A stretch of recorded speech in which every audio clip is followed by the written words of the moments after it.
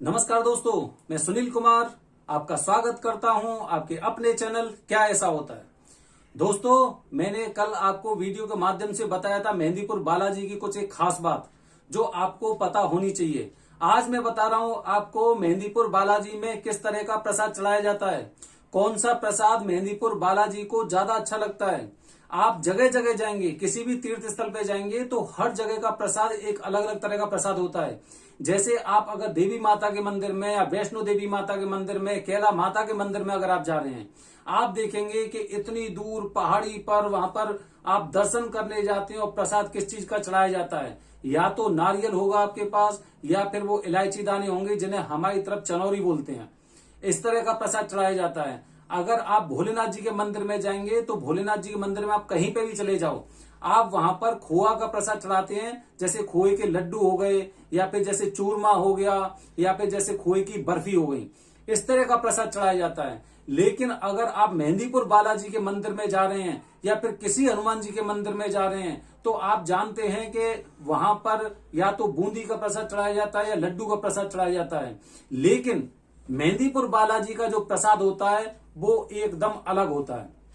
हालांकि एकदम अलग नहीं बोल सकते उसे बोल सकते हैं कि कुछ अंतर तो होता है। मेहंदीपुर बालाजी बाल रूप, अब बाल रूप में आप देखिए बच्चों को क्या चीज अच्छी लगती है, क्योंकि बच्चों को ज्यादातर, जैसे आपने वैसे भी देखा होगा कि बच्चे छोटी छोटी टॉफी खाते हैं, ठीक है, कुछ चॉकलेट टाइप की खाते हैं, या फिर आज से पुराने टाइम की अगर हम बात करें तो उसी समय ज्यादातर टॉफी वगैरह खाते थे। आजकल तो खैर खाने पीने की काफी बच्चों के लिए चीजें आ गई हैं, लेकिन छोटी छोटी टॉफी खाते थे या फिर उन्हें लड्डू बहुत अच्छे लगते थे। तो मेहंदीपुर बालाजी के मंदिर में जब भी आप जा रहे हैं तो आपको विशेष बात ये ध्यान रखनी है कि वहां पर मेहंदीपुर बालाजी में देसी घी के लड्डू का भोग लगाया जाता है। देसी घी के लड्डू, और वो लड्डू जितना बड़ा होता है उतने ही बालाजी महाराज बहुत ज्यादा प्रसन्न होते हैं। बचपन की बात हम बचपन से ही स्टार्ट करते हैं ना, शुरू करते हैं इन बातों को कि बचपन में अगर बच्चा अगर जब भी मिठाई का पीस लेता था तो वो देखता था उसमें से बड़ा पीस कौन सा है। अगर लड्डू लेता था तो लड्डू उसे बड़ा लड्डू अच्छा लगता था। हम सब लोग जानते हैं, अगर कभी कभी जैसे हम टॉफी भी खरीदते थे, चॉकलेट खरीदते थे, उस समय जो छोटी छोटी टॉफी आती थी उसमें जब 2 निकल आती थी तो हम लोगों को बड़ा अच्छा लगता था, ओहो मेरे में तो 2 टॉफी निकल के आई हैं। ऐसे ही जब वहां पर बालाजी महाराज में, मेहंदीपुर बालाजी में जब बाल रूप है हनुमान जी महाराज का, तो उन्हीं के अनुसार हमें वहां पर प्रसाद चढ़ाना चाहिए।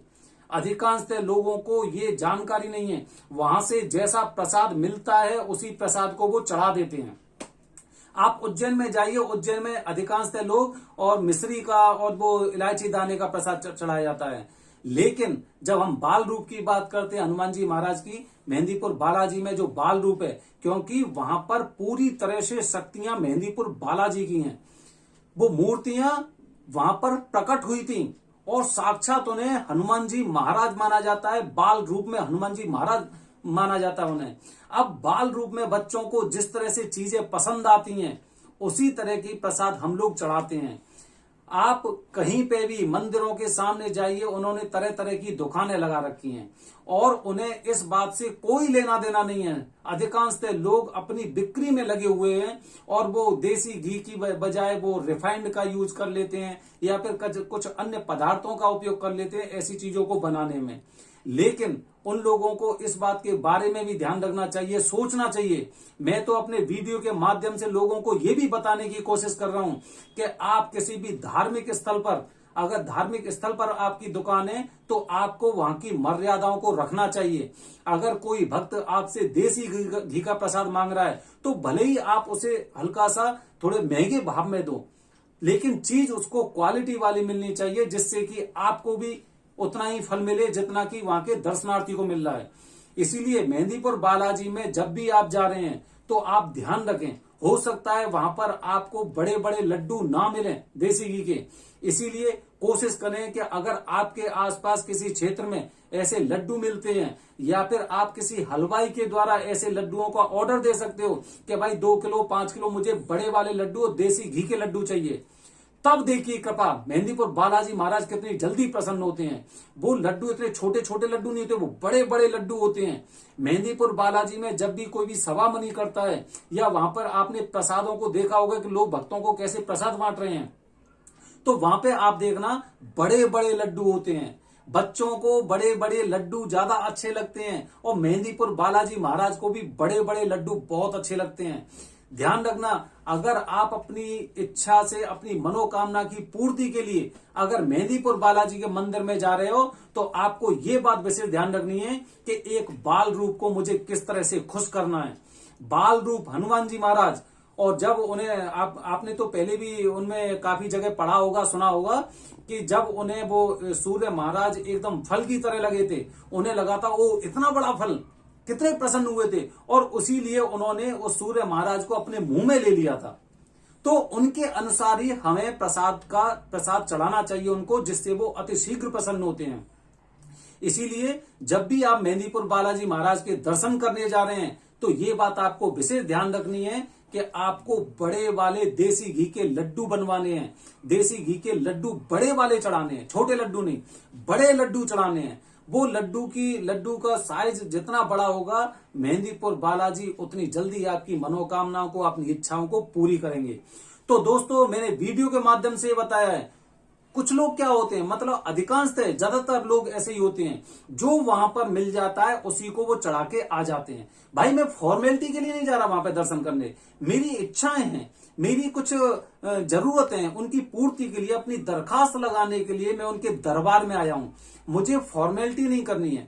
फॉर्मेलिटी के लिए मैं यहाँ पे नहीं आया हूं कि जो भी वहां पे मिला मैंने वहां से ले लिया। अगर आपको एक दिन वहां पर अतिरिक्त रुकना पड़ रहा है और आज वहां पे मंदिर के सामने आपको ऐसे कोई लड्डू या ऐसा प्रसाद आपको दिखाई नहीं दे रहा है, तो वहां पे आसपास भी काफी ऐसे क्षेत्र हैं जहां पर आप 5 या 10 रुपए का ऑटो का भाड़ा देके और आप उस जगह पहुंच सकते हैं और वहां से बड़े बड़े लड्डू देसी घी के ला सकते हैं।